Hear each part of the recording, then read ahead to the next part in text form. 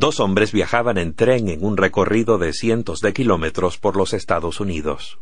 Como el viaje era tan largo, pasaban el tiempo hablando sobre cualquier cosa que les viniera a la mente. Hablaron acerca del clima, platicaron sobre política, compartieron experiencias de su niñez, de su familia y su matrimonio. La conversación finalmente se desvió hacia la religión. Uno de ellos era ateo, el otro cristiano. El primero no creía absolutamente en Dios, el otro tenía una fe sumamente firme. El ateo jamás había leído la Biblia. El amigo creyente la leía continuamente. El tema de su discusión, esa calurosa tarde de verano, giró en torno a la persona de Jesucristo. El ateo le hizo a su amigo cristiano algunas importantes e incisivas preguntas, tales como: ¿por qué eres cristiano? ¿No crees que es simplemente un accidente geográfico, consecuencia de haber nacido en un país cristiano? ¿En qué es Jesús diferente de cualquier otro hombre importante? ¿Acaso es más que un maestro virtuoso o un filósofo moralista? Dime, ¿cómo puedes estar seguro de que Jesús fue realmente lo que dijo ser? ¿Cómo puedes estar seguro de que Jesús es divino y de que su oferta de vida eterna es real? Las preguntas del ateo en el tren, en esa tarde de verano, son todas razonables.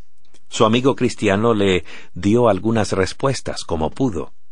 No hay duda alguna de que hay respuestas sólidas a esas interrogantes, y la comprensión de tales respuestas significa vida eterna. Ciertamente nuestro mundo ha visto desfilar muchos hombres famosos. Muchos de ellos han hecho su contribución para hacer de este mundo un lugar mejor. Reyes, presidentes, religiosos, jefes militares, científicos y artistas han dejado su huella en el mundo. Sus nombres son mundialmente famosos. Pero hay un hombre que sobresale por encima de todos los demás. Aún la historia se divide en dos partes, antes y después de su nacimiento. Ese nombre es Jesús. Jesús es el nombre más famoso de la historia. Sin embargo, una cosa es haber escuchado su nombre, y otra saber quién realmente es. Esta noche me gustaría presentarle en forma más completa a ese Jesús de la historia, el Jesús de la Biblia. Comencemos por el principio. Tal vez se pregunte, ¿quién es este Jesús? ¿En qué es diferente? ¿Fue solamente un buen hombre, un maestro o filósofo moralista? Dos de sus discípulos se preguntaban lo mismo. Cuando Jesús se encontró con dos de ellos en el camino a Emaús, el domingo de su resurrección, les mostró las profecías que se habían cumplido en esos últimos días. En Lucas, capítulo 24, versos 25 y 27, dijo: «Oh insensatos y tardos de corazón para creer todo lo que los profetas han dicho», y comenzando desde Moisés y todos los profetas, les interpretaba en todas las Escrituras lo que decían de él. Examinemos ahora algunas de esas evidencias que prueban que él, Jesús, es verdaderamente el Mesías predicho. Primeramente, veamos su nacimiento milagroso. Mucho antes de que Jesús naciera de María, Isaías había profetizado: «Por tanto el mismo Señor os dará la señal.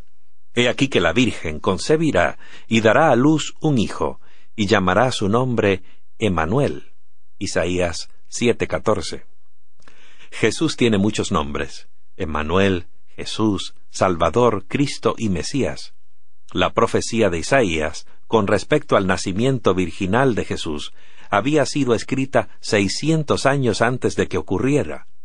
Un ángel mencionó esta profecía como prueba de que Jesús era el Mesías. Veamos cómo el ángel le describió a María ese nacimiento virginal. El nacimiento de Jesucristo fue así. Su madre María estaba desposada con José, y antes de que se unieran, se halló que ella había concebido del Espíritu Santo. Mateo 1:18. Examinemos ahora su lugar de nacimiento. En Miqueas, capítulo 5, versículo 2, se decía: Belén Efrata, de ti me saldrá el que será el gobernante de Israel. Es extraordinario que Jesús haya nacido en Belén, exactamente en la ciudad que la profecía había indicado, con 700 años de anticipación. Jesús nació en Belén de Judea, Mateo 2:1. El Nuevo Testamento confirma el cumplimiento de la profecía de Miqueas. Jesús fue más que un hombre bueno, más que un maestro o filósofo moralista. Jesús era el divino Hijo de Dios. Nació de una virgen, como lo profetizó Isaías. Nació en Belén, como lo predijo el profeta Miqueas. La profecía bíblica revela con claridad los detalles importantes de la vida de Jesús, con centenares de años de anticipación. Todas estas profecías se cumplieron con exactitud. Cuando Adán y Eva pecaron, Dios tenía un plan. Su amor hizo que Jesús, su Hijo, viniera a esta tierra a vivir una vida perfecta y morir por nuestros pecados. Tomó nuestro lugar a fin de que pudiéramos tener vida eterna. Y si aceptamos su plan de ser nuestro Salvador, podemos disfrutar de la vida eterna y la salvación. Hace 2 milenios, unos sabios de Oriente estudiaron las Escrituras. Leyeron acerca de un gran rey que aparecería y se dieron cuenta de que había llegado el tiempo de su arribo. Sabían que era tiempo de su venida, y la estrella era la señal del ya recién nacido rey. Encontraron a Jesús en Belén, e inclinándose ante él, lo adoraron. Lucas 2:7 dice: y dio a luz a su hijo primogénito, le envolvió en pañales, y le acostó en un pesebre, porque no había lugar para ellos en el mesón. No había lugar en la posada, así que Jesús fue colocado en un pesebre, donde se daba de comer al ganado. Nació completamente indefenso. Su madre era una mujer buena, pero muy joven, cuando el ángel le anunció que iba a dar a luz al Hijo de Dios. Como era el Hijo de Dios, era tan completamente Dios como lo era su Padre. El apóstol Pablo dice que era igual a Dios, y sin embargo tomó la forma de siervo en semejanza de hombre. Filipenses 2:6 dice: existiendo en forma de Dios, él no consideró el ser igual a Dios como algo a qué aferrarse, sino que se despojó a sí mismo, tomando forma de siervo, haciéndose semejante a los hombres. Jesús vino a ser como nosotros y vivió en esta tierra, pero era limpio, puro y sin mancha, a fin de poder dar su vida en sacrificio para que tuviéramos vida eterna. En las últimas 24 horas de la vida de Cristo se cumplieron en todo detalle decenas de profecías centenarias. Consideremos, por ejemplo, la traición por parte de Judas. En Salmos 41:9, el salmista había predicho: aún mi amigo íntimo, en quien yo confiaba y quien comía de mi pan, ha levantado contra mí el talón. El apóstol Pedro le preguntó a Jesús quién lo iba a traicionar, y Jesús respondió: es aquel para quien yo mojo el bocado y se lo doy. Juan 13:26. Veamos también el precio pagado al traidor. Zacarías 11, verso 12, había predicho: y pesaron por salario mío 30 piezas de plata. En Mateo 26, 14 y 15, leemos: entonces uno de los 12, que se llamaba Judas Iscariote, fue a los principales sacerdotes y les dijo: ¿qué me queréis dar? Y yo os lo entregaré. Ellos le asignaron 30 piezas de plata. En cuanto a sus azotes y abuso, dice Isaías 56. Veamos ahora otra evidencia, la forma como fue abusado y azotado. En Isaías, el capítulo 50, versículo 6, dice lo siguiente: entregué mis espaldas a los que me golpeaban, y mis mejillas a los que me arrancaban la barba. No escondí mi cara de las afrentas ni de los esputos. Mateo 26:67 da el cumplimiento. Entonces le escupieron en la cara, y le dieron de puñetazos, y otros le dieron bofetadas. En cuanto a las manos y los pies horadados, dice la palabra en Salmos 22:16, y horadaron mis manos y mis pies. Después de la resurrección, Tomás, uno de sus discípulos, quien dudaba de su resurrección, hizo referencia al hecho de que los pies y manos de Jesús habían sido en efecto horadados. Dijo: si yo no veo en sus manos la marca de los clavos, y si no meto mi dedo en la marca de los clavos, no creeré jamás. Juan 20:25. La profecía mesiánica vaticinaba que sería contado entre los transgresores. Note cómo se cumplió directamente esta profecía sobre Cristo. Isaías predice en el capítulo 53, versículo 12, fue contado entre los transgresores.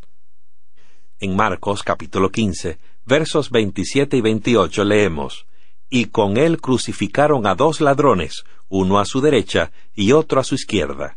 Y se cumplió la escritura que dice: con los inicuos fue contado. También se decía que del Mesías echarían suertes sobre su ropa. El rey David dijo lo que pasaría con la ropa de Jesús 1000 años antes de la muerte del mismo. Salmos 22:18. Reparten entre sí mis vestidos, y sobre mi ropa echan suertes. En Juan 19, versos 23 y 24, leemos: los soldados tomaron los vestidos de él e hicieron 4 partes. La túnica no tenía costura, era tejida entera de arriba abajo. Dijeron: no la partamos, más bien echemos suertes sobre ella para ver de quién será. Las palabras que Jesús pronunciara en la cruz también estaban predichas. En Salmos, capítulo 22, verso 1 dice: Dios mío, ¿por qué me has desamparado? Comparemos este versículo del Antiguo Testamento con Mateo 27:46. Dios mío, ¿por qué me has desamparado? Palabras que pronunciara Jesús justamente antes de morir a la hora nona. Tengamos en mente, amigos, que muchas de esas profecías estaban totalmente fuera del control humano de Jesús. Él no pudo haber arreglado el lugar de su nacimiento, la forma de su nacimiento, la traición que le hizo Judas, o los eventos relacionados con su muerte. Jesús fue verdaderamente quien él decía ser, el Mesías. Al colgar de la cruenta cruz, lacerado por los azotes, clavado de pies y manos, coronado de espinas y siendo escarnecido y burlado, bien podría haber llamado a 10,000 ángeles para que destruyeran el mundo y lo dejaran libre, pero no habría podido salvarnos. ¿Se ha preguntado usted alguna vez si alguien realmente se interesa en usted? Jesús sí se interesa. Lo demostró hace mucho tiempo en un monte en las afueras de Jerusalén. ¡Qué increíble amor! Esto hace que se doblegue nuestro orgulloso corazón. Pudo haber llamado en su ayuda a 10,000 de sus ángeles, pero gracias a Dios que no lo hizo. En vez de ello, murió por ti y por mí. La pregunta más importante es: ¿quién es Jesús para nosotros? ¿Quién es Jesús para mí? Jesús vino a esta tierra a vivir una vida perfecta y ponerla en lugar de nuestra vida pecaminosa. Murió la muerte que debíamos haber muerto nosotros, a fin de que podamos vivir para siempre. La Biblia dice de su sacrificio: fue despreciado y desechado por los hombres, varón de dolores y experimentado en el sufrimiento. Fue herido por nuestras transgresiones, molido por nuestros pecados, y por sus heridas fuimos nosotros sanados. Todos nosotros nos descarriamos como ovejas. Él fue afligido, pero no abrió su boca. Como un cordero fue llevado al matadero. Isaías 53, versos 3 al 7. Aquí encontramos que la Biblia se refiere a Jesús como al Cordero. En muchas otras partes de la Biblia es llamado el Cordero. Apocalipsis, capítulo 13, verso 8, habla del libro de la vida del Cordero, quien fue inmolado desde la fundación del mundo. Y en Apocalipsis 5, versos 8 y 12, se habla de los 24 ancianos que se postran delante del Cordero, diciendo, digno es el Cordero que fue inmolado. Jesús, el Cordero, nos salvó de la muerte eterna y nos ha dado vida eterna en su lugar. Porque la paga del pecado es muerte, dice Pablo en Romanos 6:23. Pero el don de Dios es vida eterna en Cristo Jesús, Señor nuestro. Adán y Eva pecaron y fueron separados de Dios. Dios tuvo que sacarlos de su hogar en el huerto y ya no pudieron comer del árbol de la vida. Su vitalidad decayó gradualmente hasta que murieron. Génesis 3:24. Expulsó pues al hombre y puso querubines al oriente del jardín del Edén, y una espada incandescente que se movía en toda dirección para guardar el camino al árbol de la vida. Dios les habló de su plan de salvarlos. En Génesis, capítulo 3, verso 15, leemos, «Y pondré enemistad entre ti y la mujer, entre tu descendencia, seguidores de Satanás, y tu descendencia, seguidores de Cristo». Ahí está Jesús, que herirá en la cabeza a Satanás, y a Satanás, que herirá en el talón a Jesús. ¿Qué significa herir? El término hebreo para herir significa aplastar. Aplastar la cabeza es más serio que herir un talón. Cristo vencería a Satanás. Dios hizo algo más para recordarle su plan al hombre y para restaurarlo. Instituyó el sistema de sacrificios. La persona mostraría su fe en el Cordero de Dios, Jesús, quien iba a morir un día para darle vida eterna a quien aceptara su sacrificio. La Biblia no nos dice exactamente cuándo comenzó el sistema de sacrificios. Adán y Eva estaban desnudos, y Dios les hizo ropa de pieles de animales. En el siguiente capítulo de Génesis, Caín y Abel traen sacrificios. En Génesis, capítulo 4, versos 4 y 5, leemos, «Abel también trajo una ofrenda de los primerizos de sus ovejas, lo mejor de ellas. Y Jehová miró con agrado a Abel y su ofrenda». Dios no miró con agrado a Caín ni su ofrenda. Por eso Caín se enfureció mucho. Génesis 4:5. Abel trajo un cordero, que representaba al Cordero de Dios, pero Caín trajo del fruto de la tierra. La ofrenda de Caín no mostraba fe en el Cordero inmolado de Dios. En Hebreos 9:22 leemos, «Sin derramamiento de sangre no hay perdón». Cuando Dios sacó a los israelitas de Egipto, les enseñó muchas lecciones a través de las ceremonias del santuario que le había pedido a Moisés que construyera. El santuario o tabernáculo era una réplica del verdadero santuario que está en el cielo. Una de estas ceremonias era la Pascua. El día 14 del primer mes se había instruido a la gente a matar un cordero y poner su sangre en el dintel y los postes de la puerta. Era la señal de que estaban cubiertos por la sangre del cordero. Esa noche, el ángel destructor pasó sobre los hogares que estaban cubiertos por la sangre y no hizo daño a ninguno que estuvo dentro. La Pascua iba a recordarles que solamente la sangre del cordero puede librar de la destrucción. Los animales que eran sacrificados no podían limpiar del pecado, sin embargo. Pero la fe del pecador arrepentido en el sacrificio de Dios podía salvarlo del pecado. Hebreos 9:26 dice, «Él, Jesús, se ha presentado para quitar el pecado mediante el sacrificio de sí mismo». En Hebreos 10:4 se nos advierte, «Porque la sangre de los toros y de los machos cabríos no puede quitar los pecados. Hebreos 10:4.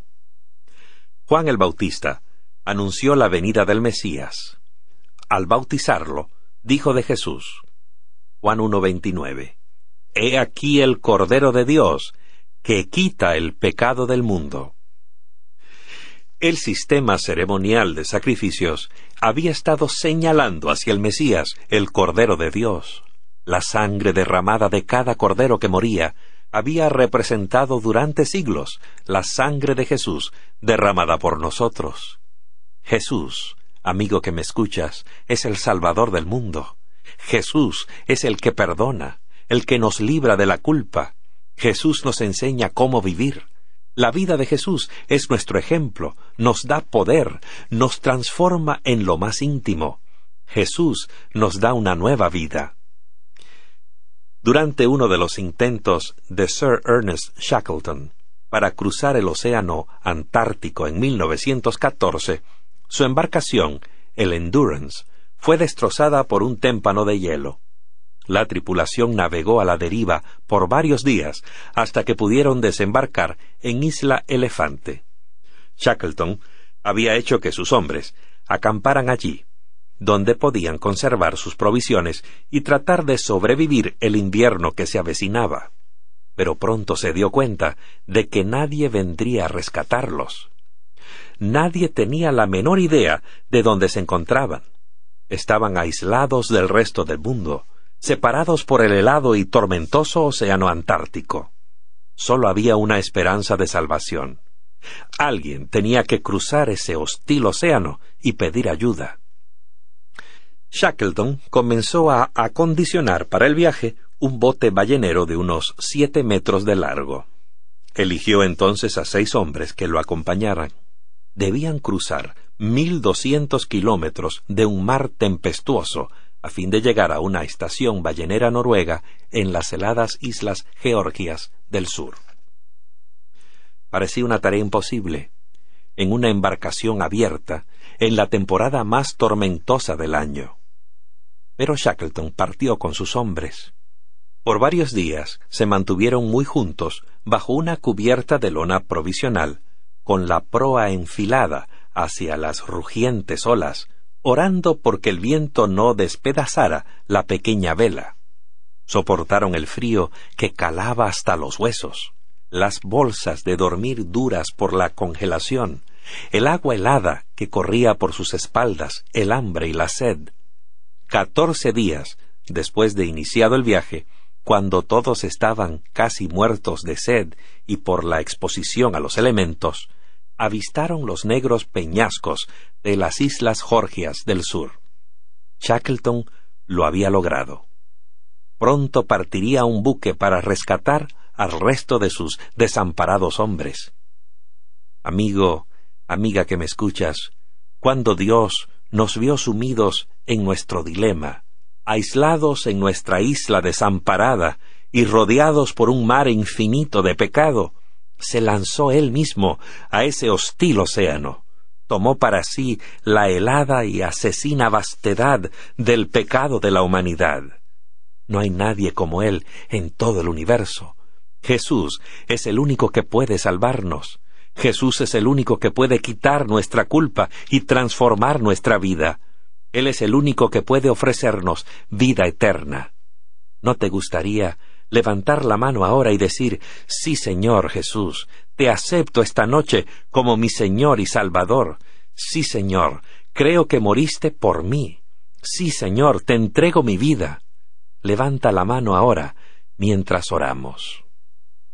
Amante Padre Celestial, reconozco que soy pecador, que necesito a Jesús, el Cordero que quita el pecado del mundo. Abro mi corazón y pido que entre en mi vida. Lo acepto como mi Salvador, ahora y siempre. Y estoy ahora consciente de que mis pecados han sido perdonados, y a la expectativa de ese día, cuando ese Jesús, mi Salvador, el Cordero tuyo, vendrá como Rey de Reyes y Señor de Señores. Lo pido en el nombre de Jesús.